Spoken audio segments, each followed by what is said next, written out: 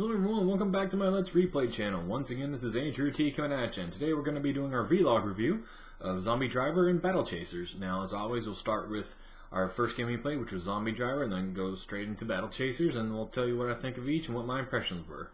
So, we have one actual replay today of Zombie Driver, which I played and beat, I think, a couple of years ago when I first downloaded it. It looked just like another really nicely put together top-down driver where zombie apocalypse, and you get levels up and you have side objectives, things like that, and it was enjoyable when it first came out, and I've enjoyed it again when I played it this time. So it's pretty much everything you saw, and there's nothing else hidden. Like, even the zombies, some of them throw stuff, some of them just come up to you, and if you get caught in them, they do damage to your car, which is your health. And then from there, it's, you just gotta do your best. So, from what I said before, the first time I played it was the same map every time. So, right before we stopped the video, it said that we got to get to another base. So, I don't know if it's on the same map at just a different location, or if it's a different map, and if they just updated it since then. Either way, if you want to, you can always download it and find out. Get it on Steam for a couple bucks. I don't think it's that expensive at this time. I could look it up, but I don't think it's over 10 bucks for this game. It is fairly old, and I don't think it was very high up on the charts. So you should get a pretty good price if it looked interesting and you just want to turn your brain off and have some fun and have a quick experience, because the missions aren't long. Some of them are timed, so it's better for you to get them through with them early rather than later, unlike what I did.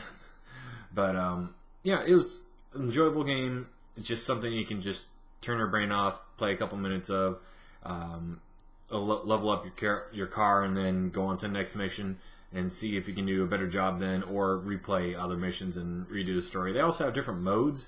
I wasn't too interested in those. I think there's a slaughter mode, I think I saw, and an endless mode, I'm pretty sure. Either way, just for the main story, it's decent voice acting. It's an okay story base for the missions, why you're going to the place you're going, why you're doing what you're doing. So I was pretty impressed with that. And if I had to give this one a score, I'd have to give it probably around a 6 out of 10. It's above average. If you're into that, just want to spend a couple bucks on it, I definitely recommend it for that reason. But if it's maybe something that you don't want to pay more than about $5 for, if it's over $5, maybe you want to lay off. But otherwise, it was an enjoyable game, and that's all I'm looking for these days. And when I play, I'm looking for something that gives me enjoyment, even if I played it before. If it's fun to pick up again, even for a little while, that's what I want to do. So yeah, definitely a 6 out of 10. Enjoyable game. Graphics are still decent to this day. Gameplay is still tight. Their controls are still tight. Voice acting is good. The story of the main campaign is good. It has different modes as well. So not an average game, not below average, just above average, and but not a must buy. If you're into it and the money's right, go for it.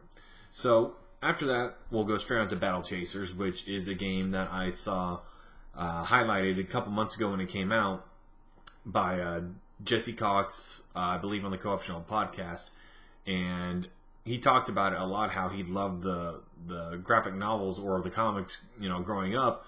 And so I looked up. I was like, oh, I kind of remember seeing it once or twice, but I never read the whole thing. And it's free online to read. So I just, went to Google, and I went through all the volumes that were currently available. And I think they stopped around 2001 or 2002. So the story is just suspense. And it was a really good story and great art, great direction. And then apparently someone picked up the license and made a game out of it almost 20 years later. So... And this game looks gorgeous. The animation style, the graphics, the gameplay, all the animations when you're fighting are top notch. It's for the actions you use, they are repetitive like any other action strategy game, like a Final Fantasy or anything like that. But you kind of feel from the sound aspects as well. You kind of feel the hits when they come in.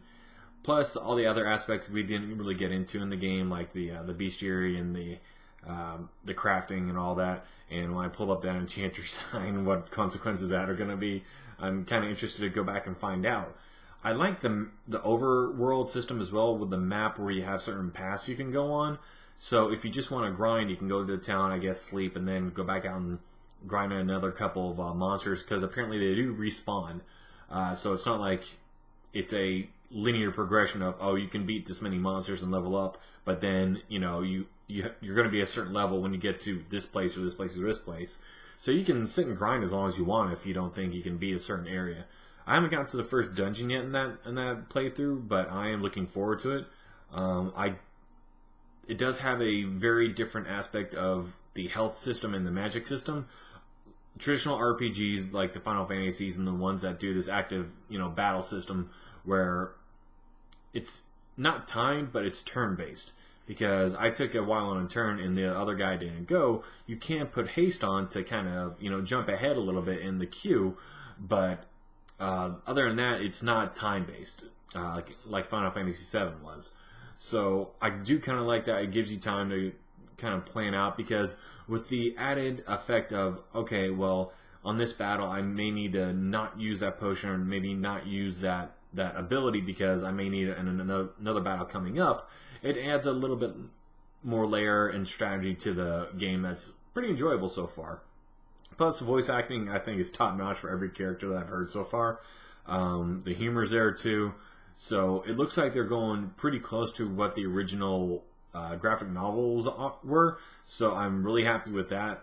Other than that, it's a little bit too early to give it a definitive score on it is this type of game, because, like I said, it was my first playthrough. I haven't gone back and played it since. I put out this video as soon as I could, right after I uploaded the previous two.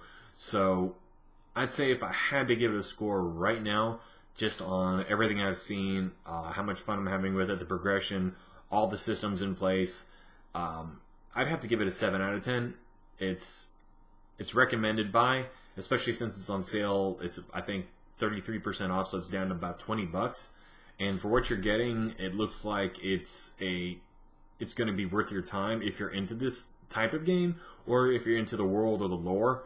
And what you saw in my video intrigued you in any way, I definitely recommend picking it up for it right now, because it's on sale. I think the sale is going on until Monday at 10 p.m. on Steam for this sale. So you still have